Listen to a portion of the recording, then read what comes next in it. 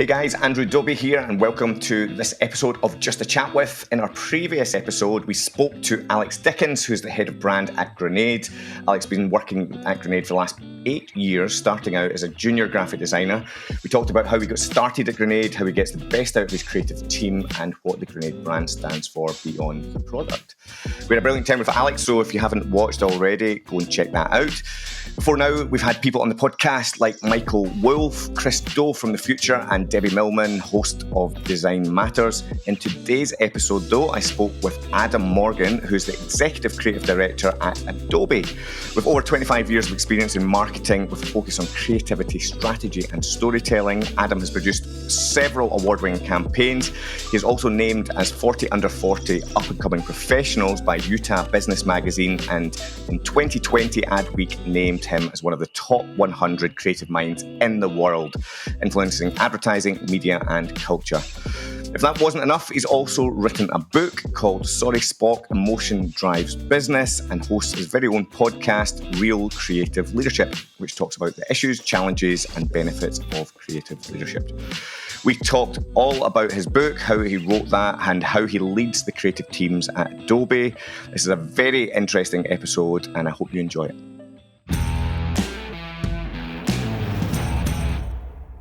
Well, Adam, thanks so much for joining us today. I'm very, very excited about this episode. I've been really enjoying reading all about you. You're one of the most interesting creatives that I've come across. And obviously, Adobe is a company I've admired for many years. Like you, having worked with these tools for years and years and years, it's always nice to meet people from the Adobe family. It always seems like a very nice brand and kind of culture as a business. I suppose just to kind of kick us off, you're Executive Creative Director at Adobe. Can you maybe talk us through a little bit about your role, and then maybe even how you got to in that position that you are in now? All right, sure. So yes, as Executive Creative Director, I manage a lot. Really, let me back it up here. At Adobe, there are two different really groups of business. There's all of the creative tools that you're used to, Photoshop and Illustrator and InDesign, but we also have a lot of other products that are for enterprise and more B2B, and they're targeted towards marketers. And it's everything from Adobe Analytics to, Target and, campaign managers and advertising, just like a slew of just different marketing software. So what I work on the enterprise side of the house. So what we do as the creative group is we pretty much are the expression of the brand. And so that includes all the execution of creative. So if it's the website, videos, emails, banner ads, TV spots, everything in between, thought leadership, articles, all of that good stuff. So my team manages all of the outward facing customer content. Wow. So it's a pretty a role with a lot of responsibility. There's a lot going on. That's for sure. Oh, great. And you've always been a creative person? Were you kind of at school when you were growing up? Were you kind of part of a kind of creative family? Was that encouraged when you were young? I wouldn't say that my family was creative necessarily, but I actually, funny thing enough, I went to university to become a chemical engineer, and it was all about, I was very into the sciences, very into more data and stuff. And when I was at school, and the reason why I wanted to do that is because I wanted to invent something. I wanted to come up with the next big whatever, and realized that would maybe happen once in my lifetime, and I hated being in the lab. So I started looking at other ways where I could just come up with ideas, and that's where I landed in advertising. And I've loved it, like just the thrill of concepts and ideas. And, I went through all the same questions of what role should I do? And should it be a designer or a writer or a strategist or whatever? And over my career, I've done all of those things. So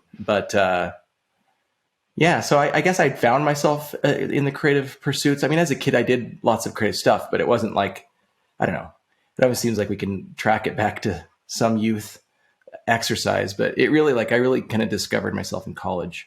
And then since then I worked for, it's been 26 years being in the industry, which feels like a long time. And it's, I've worked at a variety of different places, from big agencies to little boutique agencies that focused on the outdoor recreation, to big brands and small startups and everything between. So it's been quite a ride of really building content and stories for so many different brands over those 26 years. Yeah, and so did you? If I'm right in saying you started off as a copywriter, is that Yep. where you kind of? Yeah, and how did you land your first role as a copywriter?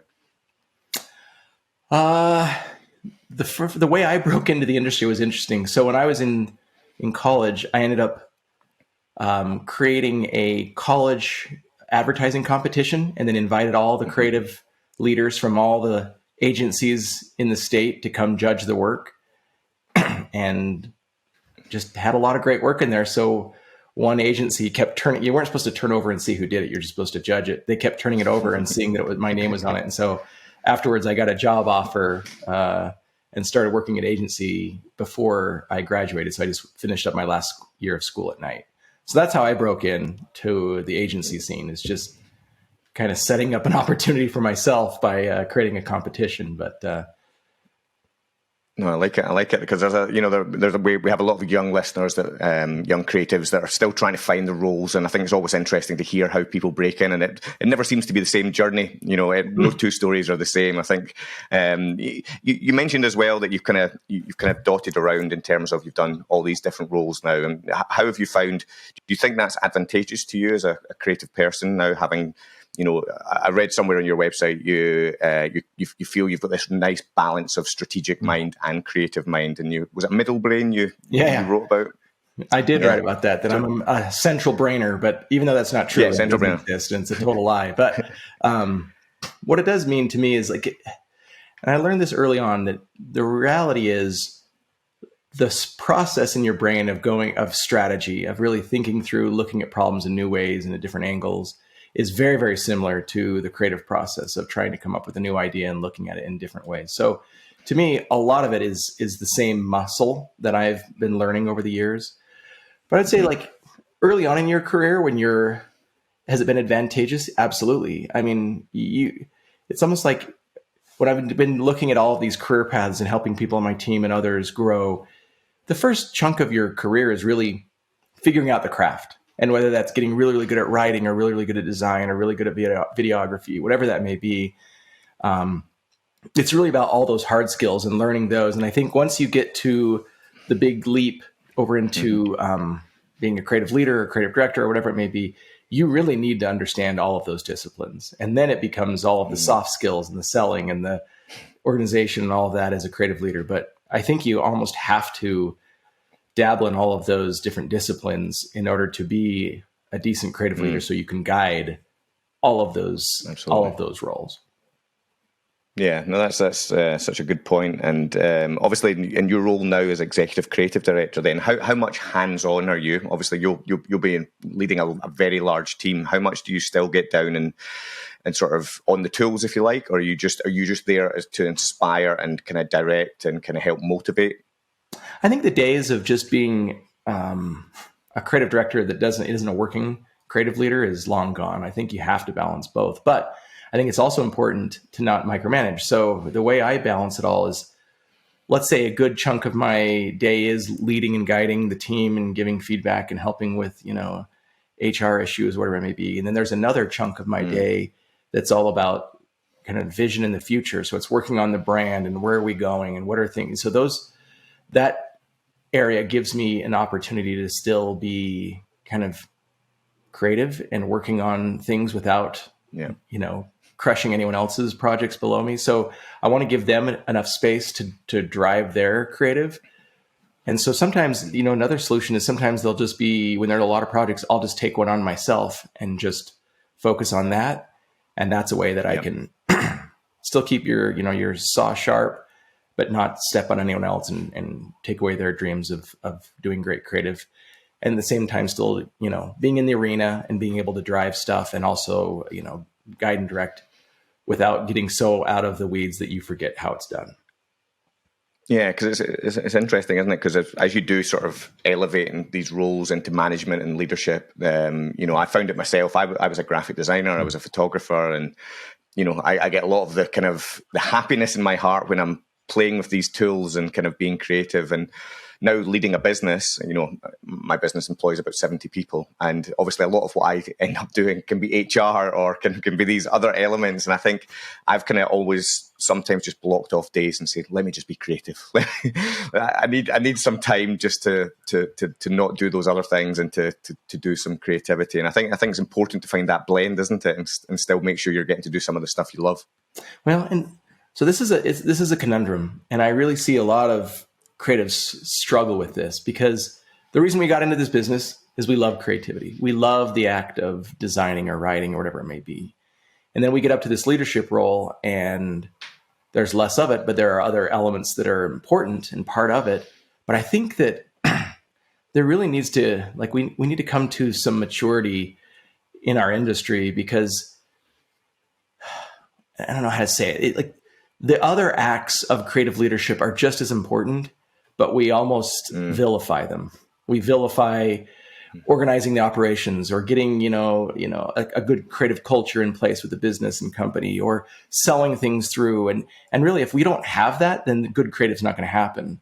And so often we're so focused on, I did a survey with creative leaders. It was a year ago. It was 300 plus creative leaders around the United States. And it was just talking about creative career paths and where you should go. And it's a third of us feel like hitting creative director is the ultimate. That's the end of your career. That's the top.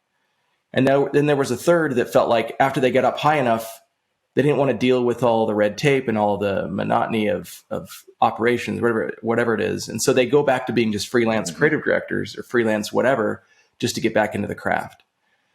And then there is one third that was, more focused on, is there a path beyond just being a creative director? And certainly some of them went to startups and started their own companies as the CEO. Very few moved to CMO, but it is still possible. But anyhow, my point is a majority of us feel like it's do the work or die. And I think absolutely, like you said, you've got to find your creative outlet. I write books on the side, or I, work on other things on the side. You still have to find that creative outlet, but you also have to understand that we're almost our worst enemy in growth for creative leaders, because we get up to that point and then we just kind of give up and want to go to freelance, or just think, this is it. And so we don't, it's the only good path is to stay in the work. Whereas I feel like there's so much more to a creative leader in getting up there and changing the industry and changing culture and changing how companies make decisions around creativity. And how do you give creativity a bigger seat at the table? That's been my quest, is how do we mature as creative leaders and start really playing at the same level as a lot of other leaders out there in business who frankly are just really ruling the roost, right? And if this is the era of experiences, and the biggest differentiator for brands is to create great experiences.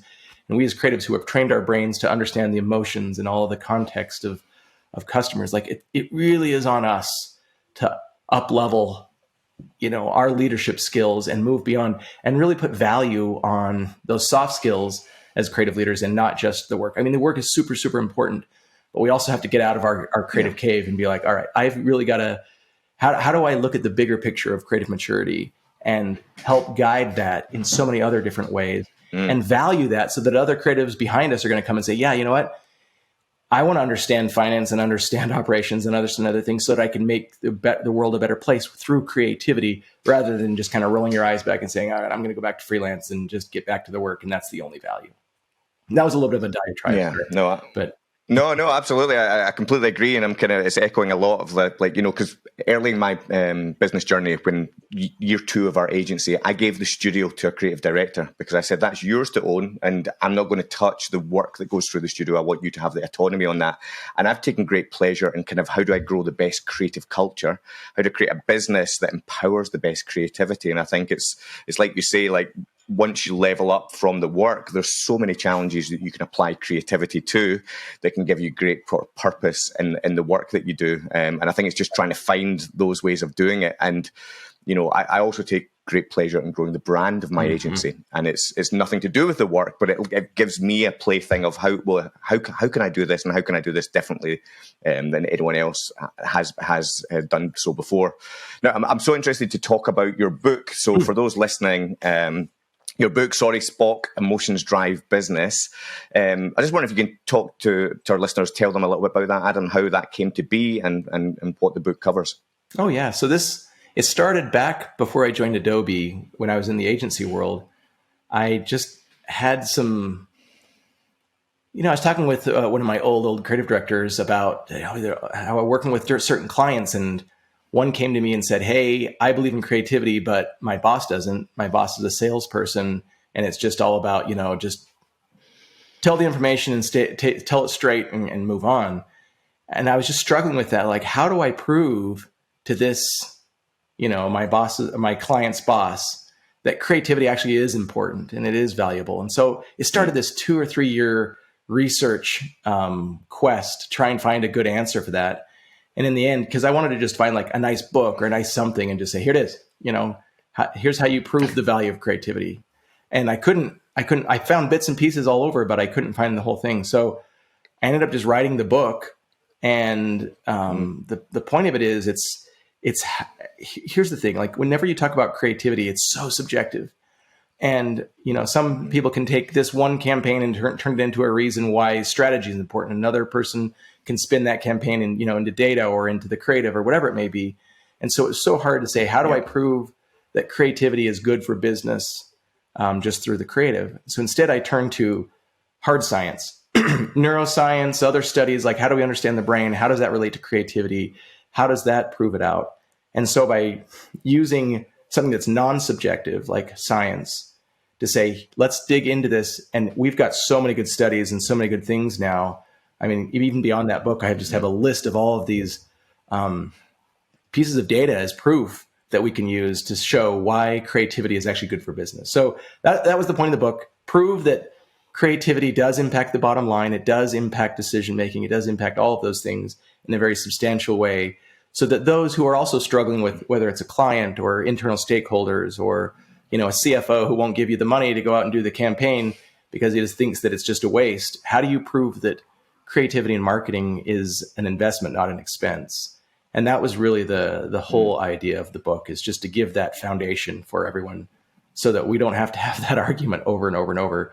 And I feel like we're moving into this new era of creativity where that is being accepted. And there are, like I said, so many more studies and ways. Yep. It's like, at least in my career, like the 90s was the heyday of creativity. We could just do everything crazy. And then it hit the 2001 .com bubble. And we were doing all sorts of creative stuff that wasn't, necessarily grounded in solid strategy. And then in the aughts, like the whole thing swung the other way. And it was like suddenly data driven was the whole answer. And everyone thought, oh, forget creativity. We've got data. We don't need to be silly anymore. We can just be solid. And now it's like swinging back to the middle, where it's like this perfect balance of, data and creativity, of both of them working together to make amazing experiences. So that's where I feel like we're getting there. But anyhow, if someone needs the ammo, that's the book to help prove out why creativity matters. And what are some of the takeaways then that you can give to people to use as ammunition then if they're in that situation, they're having to prove why creativity works? Well, to tell you that in 2 sentences, I'll try. But what I really did is dug into like a lot of deep science. But here's some basic truths. First of all, data alone won't cut it, or logic alone won't cut it. Like, it's really this battle between logic and emotions in our brains and in everything, right? Yeah. Should we just be straight up logical, or should we try and be emotional in creative? And I go through a whole bunch of studies of why logic won't cut it. And if you remove emotion out of it, study after study that show that that's not the answer. And then when you really think about,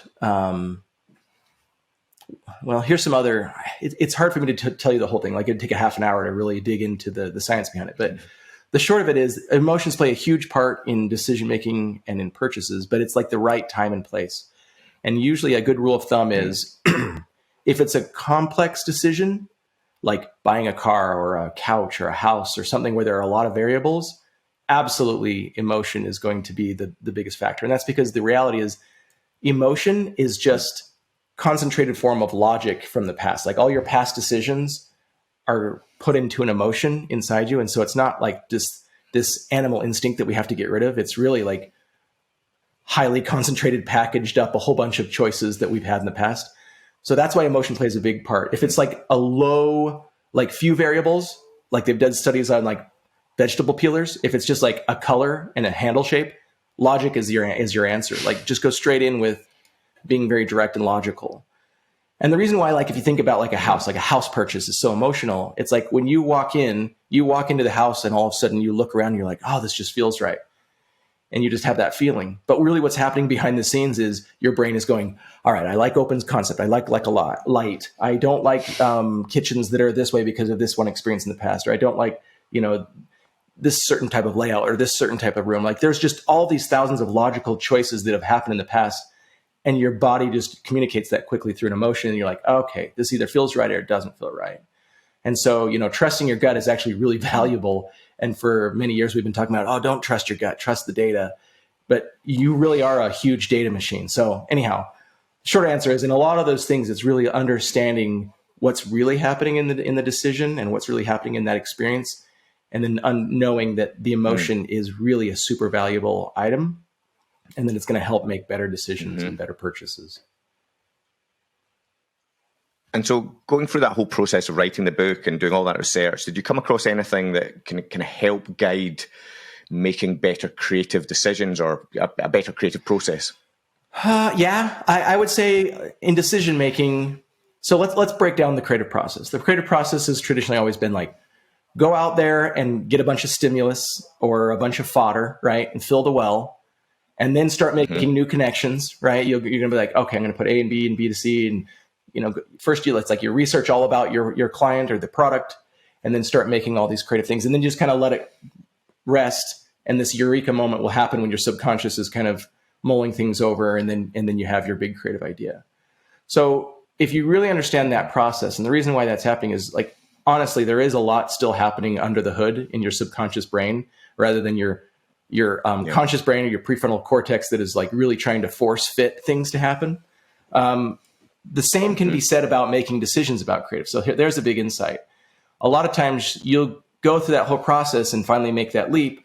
And then you go and present it to someone and they're just looking at their checklist of all the 10 items they want it to cover. And in the middle of the meeting, they're like, yes, no, done. Like, and just think that it's good leadership to just quickly make that decision and call it a day, right? Whereas as I researched, there were a lot of great leaders who took the opposite of that creative process to make a decision, meaning they need to give that space to make the connections with their subconscious, right?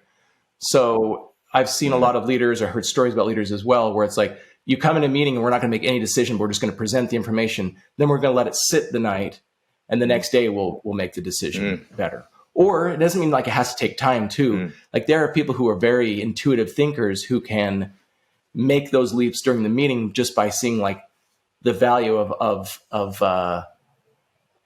new connections rather than going in with preconceived notion inside of the meeting and then just like making sure they find the one that hits their check mark, right? Or their checkbox. So there are ways of using the creative process in your decision making as a creative leader or as a business leader, and really just giving enough space to trust new ideas and to let them sit for a little while, and then let your subconscious make the right connections and then go with the right one. Yeah, and I suppose that's kind of why we ended up with the phrase, let's sleep on it, don't we? So many people say, let's sleep on it. And, I'm always a big believer of you've kind of got to go through the pain of this brainstorming, and you feel very frustrated and you feel like nothing's happening, but you're exploring lots of different ideas that you're kind of joining things together, but then you need to go away and do nothing. I was writing a post about it the other day. You're obviously thought about this a hell of a lot more than I have, but I really do believe that you need that time to do nothing, to go for a shower, to go for a walk, and then suddenly it comes, doesn't it? And you feel like it comes from nowhere, but it's actually coming from the subconscious brain doing all that work and churning all that data that you've consumed. Totally. Isn't that right? Yeah. Well, I also like to point, I think I was listening to one of your podcasts, and you talked about the sort of importance of knowing the difference between data and insight, and why it's essential to know the difference. And you had a really nice way of explaining it. You had a dove example, and there was another example. I just wonder if you can recall those and talk our audience through those. Sure. So there is still a struggle with a lot of creatives and data right now, where some feel like it's a threat because it may lead you down a path that's not the creative path that you want to go down, or, whatever it may be. And so I think for creatives to really understand the value of data, or even not just creatives, just anyone in general, of like what data is versus insight versus where the role is for all of it. And like I said before, when that pendulum swung and everyone was like, we're data driven, we have the answers, we don't need to, I remember there was this one post from someone on LinkedIn, and they're like, we don't need creativity, we've got this. And he drops the bomb and says, mic drop. And all it was just a link to this new analytics company that was like, okay, I work at Adobe, like one of the largest analytics companies in the world. Like, we understand analytics. Just because you can measure something doesn't mean creativity is lost or not needed. So the value of it all is like, there is a lot of data out there. There's so much data. And you've heard this, like, sometimes we measure everything. That doesn't mean it's worth value. And so knowing what the right things are to measure and what value, all you're really trying to do is to understand people, right? If I look at it from like my creative perspective, all the statistics in the world won't do me any good unless I find those insights, unless I find the value. And really it comes down to human insights. So, and that's like strategy, right? When you talked about strategy and creativity being similar. So with strategy, you just want to find out what they care about, right? It's not just a matter of saying, like in some of those Dove examples, it was like, I think it was something, it wasn't even our agency, it was someone else. It was like, all right, 45% of women feel like they, when they're mothers, they just feel like they're lost and not themselves, right? And so that may take you down a path of like, okay, we need to help them feel good about themselves or feel like they're powerful or whatever it may be. And that's data. And we could have a lot of statistics that if we use in the wrong way, will just take us down the wrong path. But it's really the insights. When they uncovered the right insight, the insight was mothers feel like they're giving so much to the kids and others around them that they've lost themselves. And so really that insight is like, it's not a matter of, it's really a matter of like, how do you care for yourself? And when you care for yourself and you take care of yourself and you give time for yourself, then you have the energy and strength to do everything else you need to in this world. So it's really about finding those human insights. So dig through the right data in order to find the insight. And even at Adobe, that's what it is. It's like all this behavioral data, all of this quantitative data, all of this whatever. It's like only good if we really understand what I call like triggers, what people truly care about. If your audience is really passionate about X, or they really care about that other thing, then once you get that insight, then the creative can just go wrap an emotional experience around that story or around that insight. And that's where you're going to resonate with the audience. That's where it's going to come together, of like the data giving you the insight and then the insight influencing the creative. So there's a role for it all to play together, and it fits together nice. But when we like try and move things out of it, we go straight from data to execution and we skip the insight part, or we say we get to the insight and then just serve that up directly and rationally as just the answer, then we miss the whole emotional creative part, then we're just going to be missing out. So it's like really having all of those ingredients together to make the perfect combination. I love it. I love it. I love it. And I also read you mentioned that, that you feel that like everyone can learn to be better at creativity. I'm always a big believer that everyone's creative. You get a lot of people say, I'm not creative, but you can inspire it and you can change that thought in people. And I love it when you start to see them think of themselves as creative. And I'm interested to know how can people learn to be better at creativity? I think you nailed the first part, which is just recognizing it, right? I remember I was at some conference and I was sitting next to a developer, and you probably get this all the time, where they're like, you're the creative, you come up with the idea, or you do the thing, or I can't do this because I'm not creative, right? And it's really sad. Like, we all start out that way. I truly believe creativity is human ingenuity that we're all born with, and it's all still there. But it's just recognizing it. Like, even in business, for example, the one half of our business that's all towards marketers and business leaders, right? Whenever we use the word creativity, sometimes in some circumstances, they all go, nah, whatever. That's either the arts and crafts or the designers or the whatever. That's the creative stuff, not me. But when we've really looked in, what does creativity really mean? I mean, when you think of like a business leader who's pivoting in the middle of a pandemic and changing what they, the type of offering that they have as a business, that's creativity. You think about this, data scientist who's found a new way to just change the algorithm slightly that makes a big improvement. That's creativity. You think about, that developer when they're programming and they find a way of like, a new efficiency, or they think about just delivering something in a different way. Like, it's all creativity. It's just the first step is labeling it. So I think a big part of what we need to do in this world is just let everyone know they're all creative. Capital C creativity is what drives all of us. I mean, that's why we're not robots. That's the big difference is that we have the ability inside our own brains to, value different things at different times rather than always the same input. A plus B equals C. Like, we could change it up and totally try new things and look at it different ways and change that formula. So absolutely, step one, get everyone to believe it. And then we're not there. And it's a long road ahead of us before they even start, considering themselves creative and then doing better creative acts. I think it's just a matter of like really truly believing that everyone is creative deep inside. Yeah, you're totally speaking my language. My creative director, or ECD in our agency, Stephen, we have this idea that there's creativity in everyone. And so at Made Brave, we say to everyone, we have ideas before egos. So the best idea wins no matter where it comes from. And we try and encourage everyone, no matter what role they're in, to understand that they're creative. Because I look at some people that like work in spreadsheets and I'm like, wow, how did your brain come up with that? Like, my brain does not work in spreadsheets. But I also admire the creativity of that how people can do that and how they can think in those ways. And yeah, I absolutely love it. And I'm interested, how do you sort of instill that at Adobe? How does, Adobe is ultimately probably the most creative business in the world, or one of, sitting up alongside likes of Apple, etc. How do you nurture that in your teams? Is like, I'm interested to kind of understand what kind of values Adobe have, and how you push creativity through all teams across the business. So it's not just the creative people that, not just the guys sitting in Photoshop, or, how do you instill that across the whole of that company? I'll be honest, it's hard. It's really hard. Because everyone looks at the company from the outside and like, oh, they stand for creativity, therefore everyone inside there is going to be a super creative. No, like it's a huge company of 3,000 people. And there's always a flow of people who came from Cisco or Salesforce or somewhere else where they were working, and the way they did it was, there was not a creative culture. And so they come in and are just used to doing it their way. And it's like, for us, the important thing is creativity is a core part of our brand. It's a central part of our brand. And so it's just a matter of like, for me, that's part of my job, is going from group to group to group to really convince them that this is why it's important, and that creativity is our distinct advantage as a brand.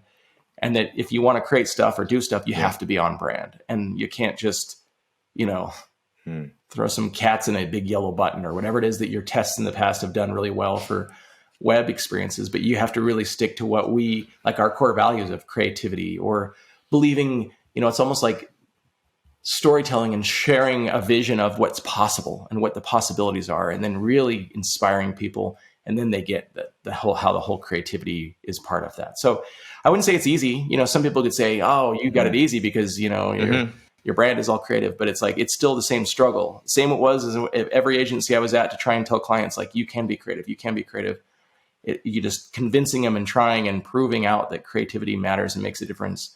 And once they feel it, I think they finally like, oh, okay, I see the difference between just trying to be this very direct, logical, B2B machine, and instead say, okay, how can I be a B2B, B2C, the most creative company or brand in the world? It finally sinks in, but it takes a lot of effort, a constant effort.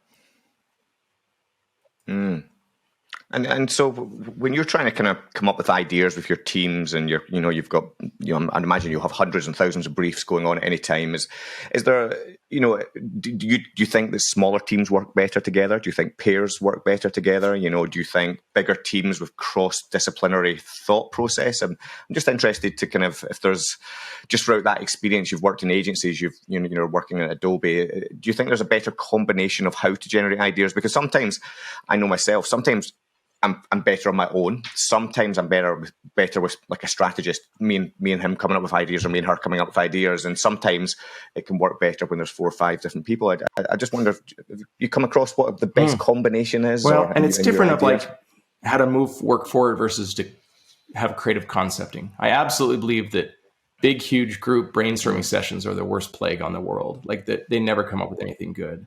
And there is a process. Like anyone who's gone through the process knows it's same thing, fill the well, come up with a bunch of ideas, bounce things back and forth, go back on your own, think about it some more, think really deeply, come back, stress and pressure test some ideas. And like that process of back and forth is critical, whether you're agency or in-house. And so absolutely, it works great when you have a partner. And like you said before, it doesn't matter whether it's a strategist and a designer or two writers or a videographer and a writer, it's like, it doesn't matter. Like having those partnerships, I think, are pretty important. And so we do a lot of those things. We have like the individual creative partnerships. We also have like broader squads that bring in a strategist, a writer, a designer, whatever, for different projects and things. But I think one of the things that I found that's most important, that works the best, in my opinion, is not the pool model. When you just have a whole bunch of creative or people here and then just kind of take assignments as they come in, that doesn't work. Like, I feel like you need ownership and accountability. And so everyone just needs to own a piece of something. They can partner with others, but they need to own something and then have accountability towards that they're responsible for growing that or coming up with that or whatever it may be. And that's the big unlock for me, is just to make sure, however you're organized in different groupings in broader or smaller sense, you need to make sure everyone has ownership on something and that they're responsible for it and are accountable for it. Yeah, absolutely. No, I echo the big brainstorm where no one's accountable to anything can just be an absolute disaster, can't it? And just sometimes those little tighter groups with clear accountability and who's leading the way tends to work really well. I suppose as you've grown in your leadership journey, I always say to people, we can't all be great at everything, and I always talk about we have a superpower, we have a kryptonite, and I think as I've grown as a creative leader, I've learned that I definitely have kryptonites, things that I'm not great at, and it's actually okay. The more I've grown as a leader, I've become more I suppose confident in saying what I'm not good at. I'm interested, like, where do you find your weaknesses, Adam? You've someone that's achieved so much, and a lot of people listening will be thinking, how could I ever be like Adam? He's writing books. He's, in one of the most sought after positions probably as a ECD, and you've done all the agency stuff. Like, where do you feel that, your weaknesses lie in amongst all these great strengths? It's so funny to hear that from the outside, because even for me this morning, I think we're all the same in that we have these, it seems like strong egos, but really deep down, we all have the imposter syndrome. We all wonder, like, if we're good enough. Even this last week, and I'm just like, where am I going to go with my career? What am I going to do? Like, why, what value do I bring to anything? And I think everyone feels that same thing. So absolutely, that's a kryptonite, like, of just like kind of self-doubt and not knowing if you're good enough. And this creative roller coaster is hard. It's hard to ride this roller coaster because there's so many ups and downs, and you're so emotionally attached to some of the work or to some of the ideas. And then it's just like, things live and die constantly, and you put your self-worth into those ideas. And so it's hard. I would say, like, certainly you can look at strengths. I guess one of my only strengths is just, I have a lot of energy. And so I'll just keep going and trying and keep pushing on stuff. And that's maybe where I can keep it up. Yeah. Whereas the biggest weakness is just like, self-doubt and just not knowing if you're good enough or trusting that you're good enough. And so I have to give myself pep talks all the time, and then my team pep talks all the time. And I'm sure, that's just a hard part of the reality. So it's not like I'm just like, oh, I suck at this certain medium. Like, I'm terrible at radio. Like that just seems silly. Like, it's really about pushing and trying and growing. And then just in spite of yourself, not getting too depressed that you feel like you suck and you're the worst person ever at doing this. And so anyhow, that's what I struggle with. And I know just in working with so many creative people over the years, like, it's a very common thing of just the highs and the lows are just terrible. Yeah. Well, you're definitely doing something right. Let's put it that way. Now, obviously, the way creativity and kind of the tools and the kind of way we can earn a living via creativity, I'm really interested at the moment in kind of like the sort of TikTok revolution and the sort of kind of gig community and how it's kind of empowering lots of individual creators to be able to kind of own their creative jobs in a way that they've never been able to before. I love it. I feel really inspired by it when I go on TikTok and I see all these people, and they've kind of they've managed to take different passions or like niche topics that they're interested in, and they all seem to be able to learn the video skill sets, the photography skill sets, and Adobe's a big empowerer of that. And I was on the Adobe TikTok earlier today, just having a look through it, and share a lot of that kind of. They're just constantly sharing inspiration and kind of ways and how you can do this. But I'm just interested, kind of where you think the opportunities for the younger creatives lie in the future. Because in the past, you had to go and find your way into an agency if you wanted to be surrounded by creative people, and you've obviously woken up to the fact now that there's jobs for creatives everywhere because brands are putting them in-house and building teams. But I'm just interested in where you think the kind of future of creative jobs is going and the kind of opportunities. Maybe a nicer way to frame the question. I'm rambling a little bit, but there's a lot of young creatives that listen to this, and I know that they struggle because they graduated during lockdown. They can't, they've not had the same opportunities. And I suppose maybe my question is kind of, if you were young, if you were 18, 19, 20 years old and you're trying to start out in the creative industry now, what would you be doing? Would you be going after that? Do you think the opportunity lies on, these platforms and kind of creating your own work, or where do you think the opportunity lies? It's a tough balance, I think, because the most important thing that you as a young creative can do is really fine tune the craft. It's just like they talk about the 10,000 hour rule. Like, when are you going to become a pro? And it's like, so many times we want to just be super successful right from the start, just because you learned, a couple programs or a little bit of tech, and suddenly you're like, now I need to be a TikTok star and need to, be making millions. And I think step one is just first understand you need to learn the craft and really well. Now, if you're a savant and you can sit there and churn it out faster and faster and faster constantly, and you're not messing around like most of the people in the world, yeah, maybe you'll get there a lot faster, which is great. So I'd say don't grow too fast beyond really learning the craft. So if you can get that down, then great. Then I would say the next step would be scale. So often creatives go into a business and they want to just like design stuff or write stuff. And you have to be careful because, and this very well as an agency, we're in a service business, to some extent. And I think the problem is you can get really good at the craft and then you can get some decent gigs or some jobs and just be making decent money. But it's like you'll plateau really fast because it's a service industry and you're only paid for as many hours as you're doing the thing, right? So for me, those who unlock it, if I were a creative starting out, I'd be thinking, okay, how do I get really good at the craft? And number two, how do I scale it? The scale is the part that's going to really make you successful. Some people can scale, their writing on Medium to be able to, write enough that they get, a decent income from the platform. And maybe you'll be lucky that you find the right platform, whether it's TikTok or Medium or something else, right? But also, those who have learn to scale the value of their work. You think like the fine artists where they only paint a little bit or do a little bit and then it's worth so much more. So how do you either increase the value of your work or increase the scale where you can be making, I'll give you an example of scale. A guy who I know is designer designs stickers for board games that you just apply to board games for the, that industry. And now he's got the scale because he just puts it on Etsy and he's selling, and making, 6 figures every year just from all the stickers he already designed, right? So how do you find the scale without having it to just be an industry? You have to... What are stickers for board games? What do you mean? Like if you look at there's huge craze of board games right now, all these Euro games over the last decade. So there are just hundreds and hundreds and hundreds of new board games coming out, and they'll usually have little wooden pieces or parts that are just plain. So he designed stickers that you put on those parts to make it come to life a little bit better, and it's more aesthetic, customized, right?